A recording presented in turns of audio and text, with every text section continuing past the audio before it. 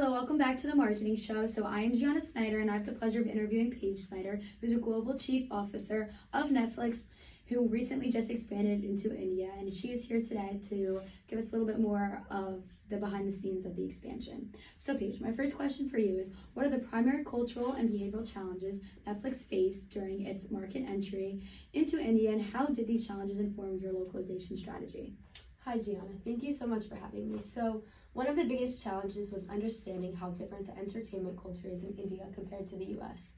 India isn't just one market, it's many, with different languages, traditions, and regional preferences. People in India also tend to watch content with their families, so we had to think more carefully about what kinds of shows we offered. To meet these needs, we invested in regional content shows in Hindu, Tamil, and many more. We also made sure our platform supported multiple Indian languages so people could use Netflix in languages they're most comfortable with. This is helpful because it allowed us to build trust and feel more local right away. Great answer, Paige. So my next question for you is, how did Netflix balance brand consistency with culture sensitivity while designing its promotional and branding campaigns in India? Yeah, so we kept our identity as a global brand that tells great stories, but we knew we had to connect emotionally with Indian audiences. That meant shifting our marketing tone. Instead of promoting only Western shows, we featured local stars that created culturally relevant campaigns.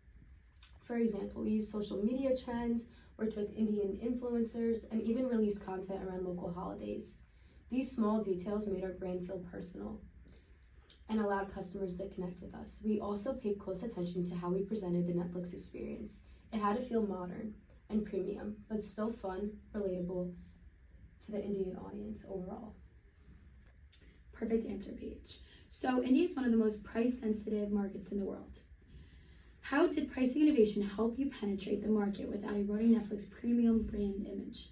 Yeah, so we realized early on that our usual pricing wouldn't work in India, especially in smaller sites among students or young professionals.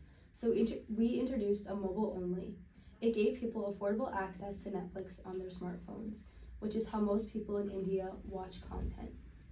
At the same time, we didn't lower the value of our brand. We kept our higher tier plans for people who wanted HD or 4K content on multiple devices. This helped us serve a wider audience, those looking for value and those who wanted a premium experience overall. All right, Paige, perfect. So my last question today for you is, with increasing competition from domestic platforms like Hotstar and Z5, how does Netflix sustain competitive advantage in India's oversaturated streaming market? Yeah, so India has some strong competitors like Hotstar and Z5, but we focus on what we do best, creating original high-quality content. Shows like Sacred Games helped us stand out and build a loyal audience. We also use our recommendation engine to keep people engaged by showing them content they'll love.